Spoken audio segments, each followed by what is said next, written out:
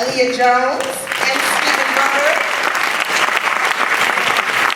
Also brought us the Broadway smash hit Cat on a Hot 10 group. We also have 3 of the cast members.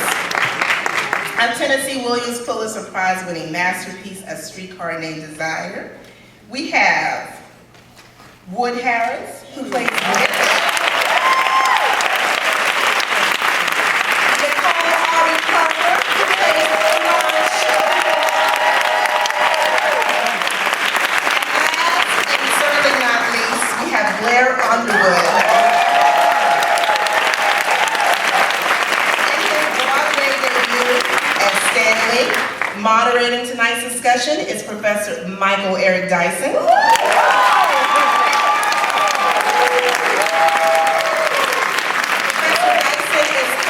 Serving in the Department of Sociology at Georgetown University. So after about an hour of discussion, we will open up the floor for Q&A. Please enjoy the program.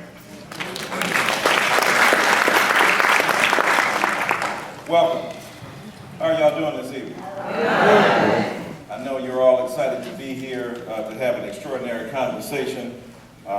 We just got in from out of town and we are so excited to be here with this extraordinary cast of incredibly gifted thespians who are here to display their intellectual prowess behind their craft. So, you see all of these brilliant and beautiful men and women. My wife was on her way to a meeting with the First Lady, but when she discovered that this cast was here, she was still going to go. But when she discovered Blair Underwood was here, she's right here on the front line.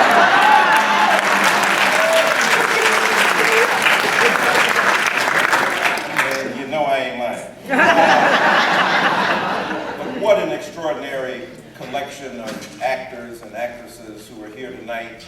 And we're here to really pay attention to not only their extraordinary craft and what they do, but also what it says about our community, for us to support an extraordinary presentation of skill and talent and to engage in serious themes that are still central to our culture, and to use Tennessee Williams' own reflections upon the Ninth Ward and New Orleans and desire, and to speak about the parallel universe that we occupy sometimes through art, in projecting ourselves into a different era and then bringing that era forward to where we are today. So we have these extraordinary people here. Blair Underwood, we've already mentioned, of course, an extraordinary actor, has been nominated for several NAACP Image Awards. You saw him play the president on television. 2 presidents in 1 4-year period. Even though he had that multicultural Latino thing going on. That's right. For real show, still a brother at the same time. But we've seen him in so many television series, so many films. We know his talent, we know his devotion, we know his dedication, and we also celebrate his debut on Broadway. He brings such charisma.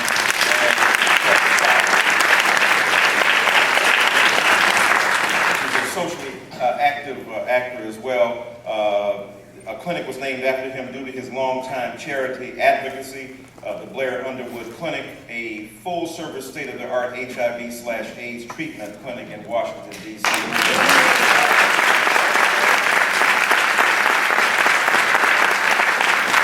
And with her husband's permission, the reason I am here tonight, not that I don't like my man, Blair, Nicole Ari Paker.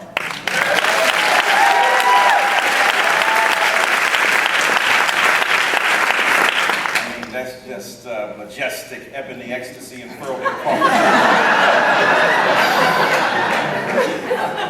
as the man says, she's finer than cat's whiskers. And, but it's not just the fineness, it's the intellectual power, it's the presentation of the art. You know her, of course, as Terry from Soul Food. We checked her out. We loved her there. She's been in several films. Remember the Titans. Welcome home, Roscoe Jenkins.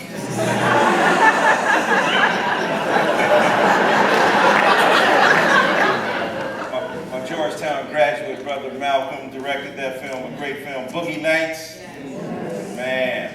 And she's done so many other roles in the theater as well, and in film, and we're grateful for her social conscience as well.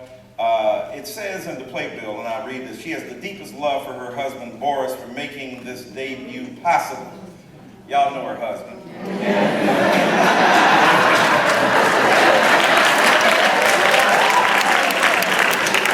But you can see what inspires him. Right? And that's a reciprocity of affection that is exemplary for what we should have in these postmodern times for black love, and that's a beautiful thing.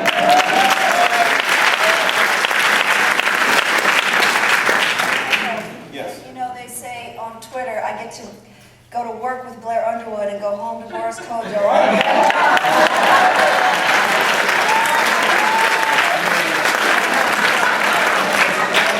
I mean, cut your legs off and call you short.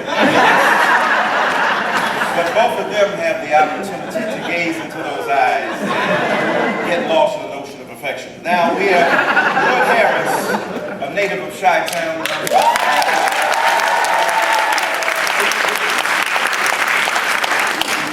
He landed his first role in Jeff Pollock's sports drama, Above the Rim, starring the late Tupac Shakur. And we remember his breakthrough year, and that included the sports drama, Remember the Titans, as well as the role of Jimi Hendrix in Showtime's Hendrix. While I Kiss the Sky. He also appeared as Avon Barksdale on HBO's drama Wire.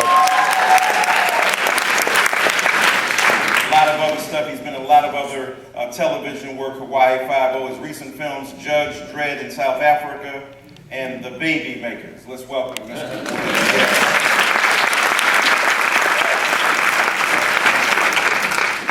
And then we have two people who stand behind the scenes, but who make so much of what we see possible. Stephen Boyd is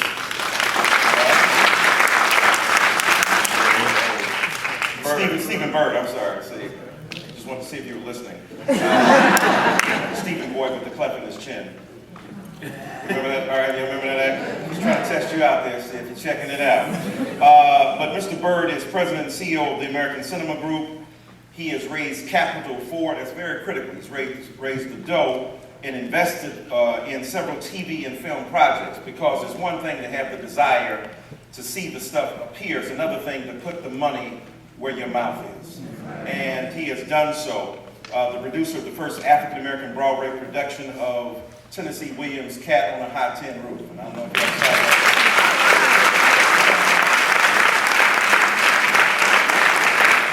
And that was the highest grossing play on Broadway in 2008. He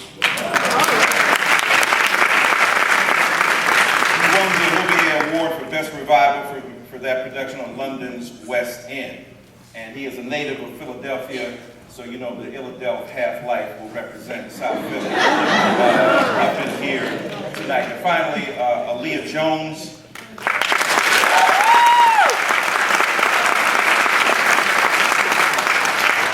Another Olivier Award-winning producer for Cat on a Hot Tin Roof.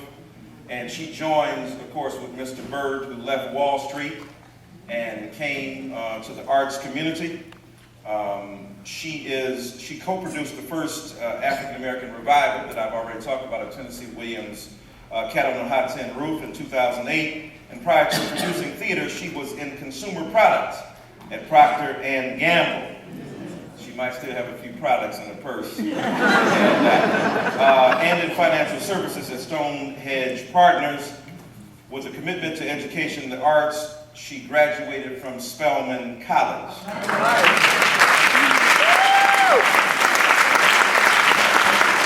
Georgia Tech and NYU's Stern School of Business with an MBA.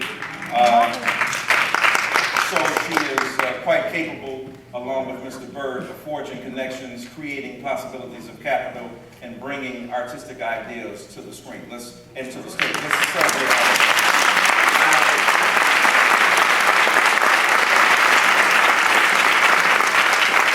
And we take the time to introduce them properly because we live in an era, more broadly in America, where the decline in arts appreciation is remarkable and stunning and depressing. We celebrate basketball and football and baseball and sports and the like, but the arts that we celebrate here are about our profound humanity and what it means to evoke and elicit those themes that occupy us as human beings and that unite us as a community. In this case in particular, speaking about the revival of Tennessee Williams, himself an interesting, curious figure in the history of the American theater, and a man whose sexual orientation, whose Southern roots, whose understanding of the tensions between the classes has produced some of the most powerful and brilliant drama of the 20th century. And so what a great idea to have this cast revive this particular play, Streetcar Named Desire. So what I want to do first then is to talk a bit about the audience for a multi-ethnic revival of Streetcar Named Desire. And so I want to ask the cast, with the principals of course, first, what it means to participate in a multi-ethnic revival of a play, 1947, that appears on Broadway, of course has tremendous success, but some of those themes that are seen to be old and dusty really are relevant right now. Tell us about a multi-ethnic revival and what that says about where we are in America right now in this so-called post-racial era. Nicole? Well, I was going to say, a lot of people want to talk about the multiracial or the African-American casting of Stanley Blanche and Mitch and what it means to the play. Now, and then what it means as actors, and I think they're two different answers. Because as a black actress, I am so grateful to these two producers for making this job possible.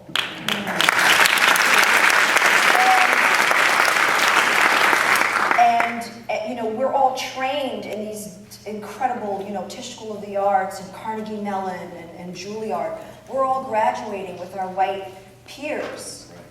But me and Lindsay coming out of Tisch at 21 years old, she's going to play Blanche before me. That's just the reality. And it took 20 years for me to get that phone call, and I paid the same tuition. 20 years. So as an artist, never give up. As a black actress, I'm extremely grateful for this opportunity, and I know that I am part of history because I'm opening the door for someone else. And that gives me great pride. But then, when we talk about black actors doing Tennessee Williams, especially Streetcar Named Desire, the interesting thing is that this isn't a play about race. It's a seamless translation. In fact, it makes it even more robust. Because it's set in the French Quarter. The races were mingling. This is where the French and African Creole community, the music, white or black, you know how to cook and dance in New Orleans. That's the culture of the people. And so it's not a play about race. It's a play about class. And as the African-American community knows a lot about that. And it's a play about resilience. So you say old and dusty themes. And these themes, we've got the light skin, brown skin thing going on. We've got the I used to be wealthy trying to hold on, and then the blue collar. These are themes that haven't gone anywhere. Right. Yeah. And then you have the mental breakdown of a woman who lived in a time where no kind of help or support was available. And she ran the gamut. I mean, my grandmother in the South suffered a miscarriage, postpartum depression. Something we throw around like iced coffee at Starbucks now. They called the hospital on her. It's just the way it was. Mama came home out of it. There was no medicine or anything. So these themes are very, very powerful. And I just think it's a well-rounded opportunity to be a part of it. Right. I'm so glad she said that. You know what she said? No, because it's important to say that. She said it so eloquently. But that said, because it is not a play about race. It is a play about class. But what has been so incredibly fascinating to me, I'm so glad you're moderating this on there, Mike, because there's so many social implications to what we're doing with regards to pop culture. There's the work, and there's the script, and there's the story we're telling, which is extraordinary in of itself. It's the journey that we're taking right now. But what's been fascinating is watching the audience's reaction to it. And our community reacts one way, the so-called broader community reacts another way. Sometimes in writing, sometimes in reviews that I don't read, I just hear little bits and pieces. But it's fascinating to watch. And if we can get beyond the fact that it is new, we're breaking new ground, I know that. Now, there have been multicultural casting, black cast since the 1950s doing Streetcar. Never on Broadway, this first time on Broadway. So there's a sense.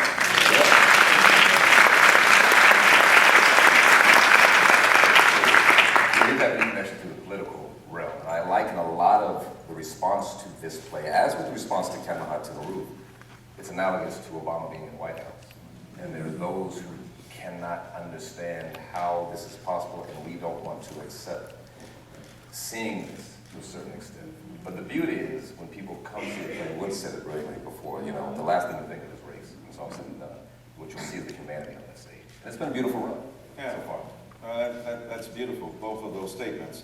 And picking back on that, given what Nicole said about the kind of transcendent themes, the class clashes, the urban, powerful figure, tough, charismatic, sexy, versus Blanche, the kind of aristocracy of the ancestral Southern home. Tennessee Williams talks about the epic fornications that were in Mississippi that, of course, found their way up to the Mélange, the Congo, the mixture of the Spanish and the French and the African coming together there in New Orleans. And given what Brother Blair said about the unavoidable politicization of it, however, because it ain't intended to be black as universal. You can go to see any black film for that matter, or play, even though it may be rooted in black culture, it's a universal theme that everybody should be able to pay attention to. So this is not strictly about race at all.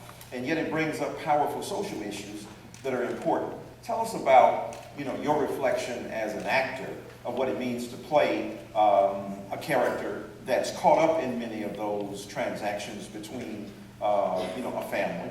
And, it's a family story too. It's about the struggle to define yourself in the midst of a family. Tell us about your response to that and how you feel about playing that character every night. Well, thank you. Nice to meet you too.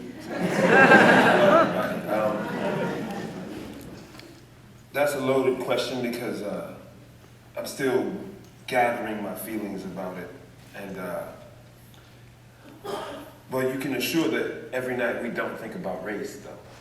So when we have our discussions and this subject dominates discussion, it's a bit of a disservice to some of the great work, because we don't get the chance to talk about the great work. We end up having to deal with the aesthetic.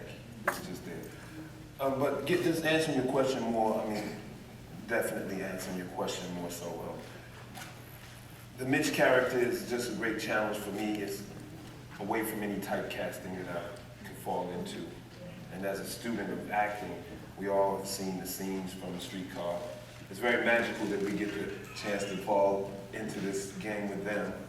And it's really the question should probably be, why hasn't it been done before, It's remarkable that we're the first people to do this play ever, 2012. And here we are the first. Well, I'm glad it's us. I'm glad we're the originators or the first. And I'm glad it's with this entire troupe.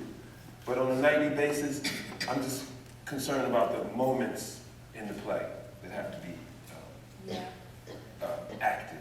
And the concentration that's needed to be focused.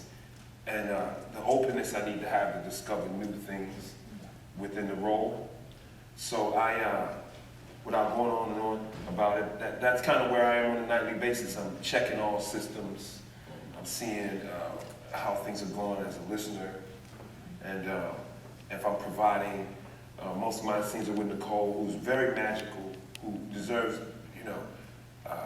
attention on what she's doing, but not that she's doing it because she was born black, So black it is. So, I get controversial about it more so because I'm in love with what we're doing.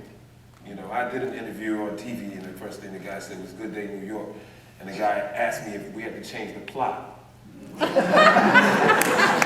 I thought, like, did he know what plot meant?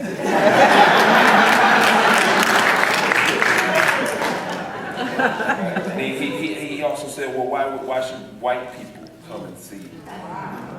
And flat point blank. And I was unprepared for that because I'm so in love with what we're doing. And literally the last thing, on our minds, she has so much to think about. She got to think about stuff that she's wondering about what's going to happen next. And then she also has a long list, we all do have a long list of things to think about now. And then concerned about what's next. So the focus that we have as actors, it's just completely different than the necessity of what your interpretation will give us some answers, But, we're alone in a sense in this process because we're the first. And so it's like not knowing what to expect because I don't know. I didn't know we were going to talk about being black. Because it's just a great play. It's full of poetry. You just quoted the play. Epic Fornication. She has the best, it's the greatest female role written. Period. And this is what I'm talking about.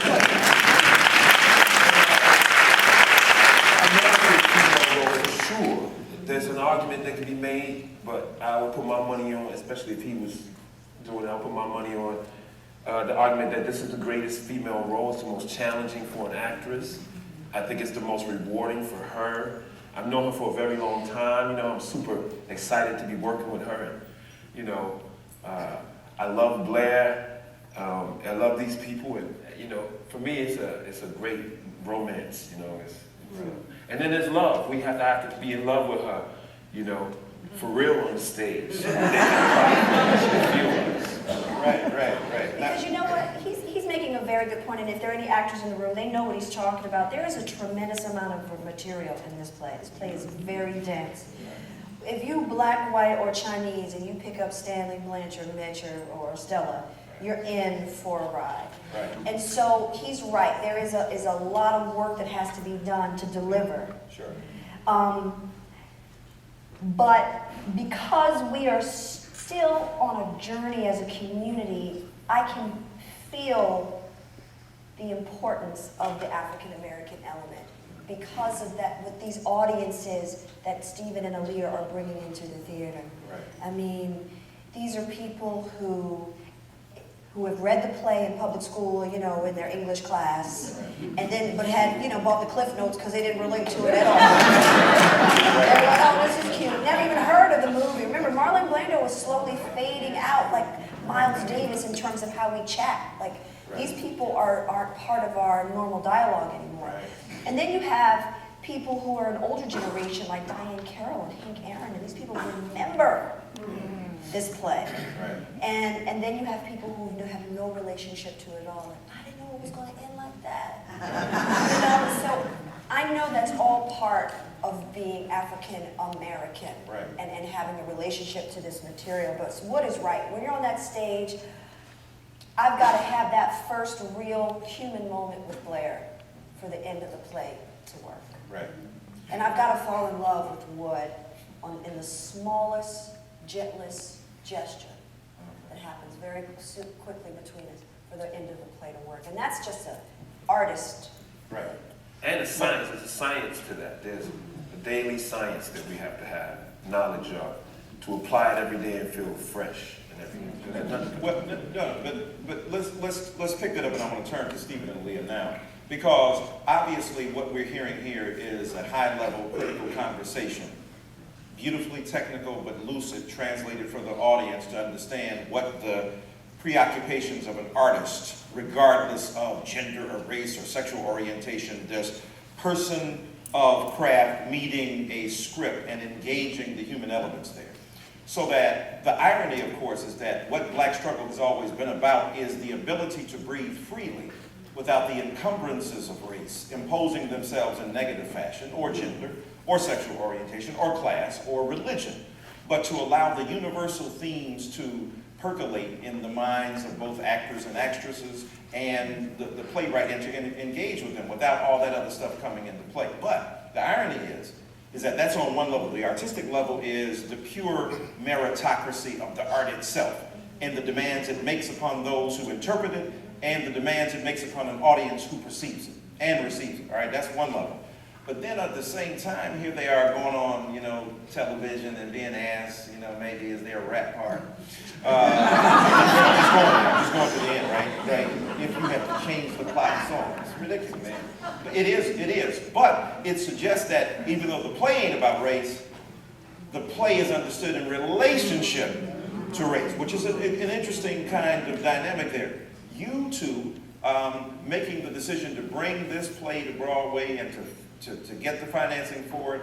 Tell us what you have in mind, because as we hear these eloquent, intelligent, articulate actors and actresses talk about what it means to engage this great part. We think of Brandon, we think of Laurence Olivier, we think of Vivian Lee, we think of some of the great actresses and actors of their generation wrestling with these roles.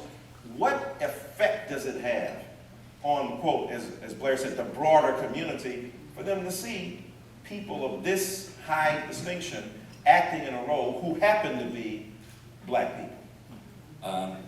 First, I want to thank you for coming in from Las Vegas. You flew in just for this event.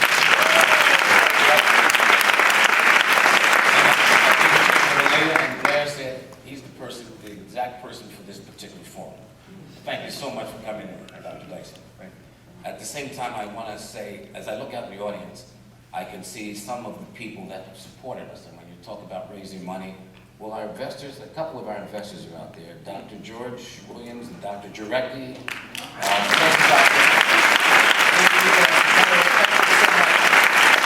Your support. That's a brand new dynamic for this particular community. And thank you for your support, because for us to for us to be able to continue to endure, it's going to depend on you and your support. That being said, Tennessee Williams said that he always wanted to write for Black people, but he didn't know how to. He embraced us in that way. What we've done with Streetcar is, when you look at the movie, you don't even know where it's placed other than a trolley. It could be in any town USA. We've made New Orleans what it should be, a gumbo of people. Not one Black, not one Mexican, as Noah's Ark. But New Orleans is a character.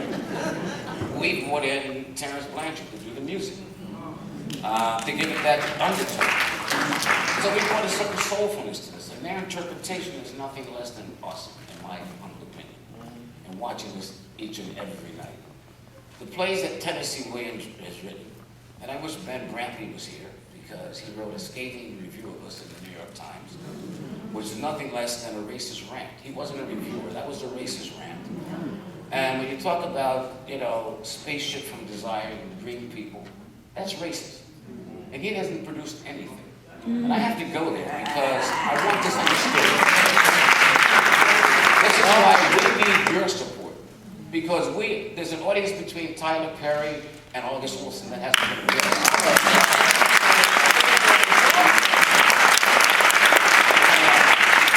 So we're irrelevant.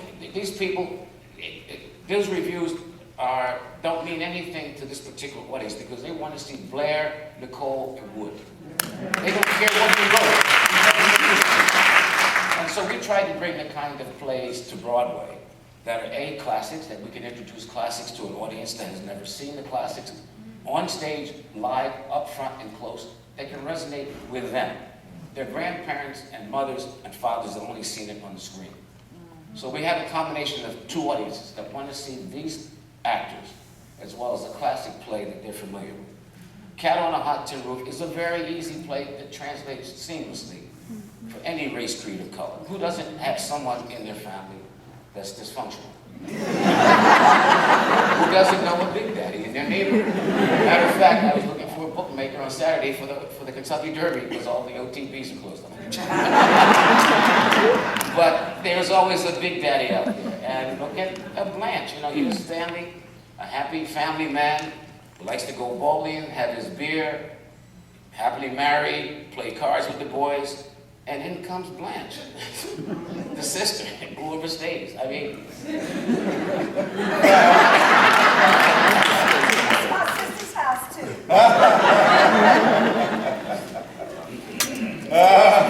but he's the king of the house. Anyway, that, you know, we found that these plays, you know, this was done back in 1952. There's a guy by the name of, his name slips me.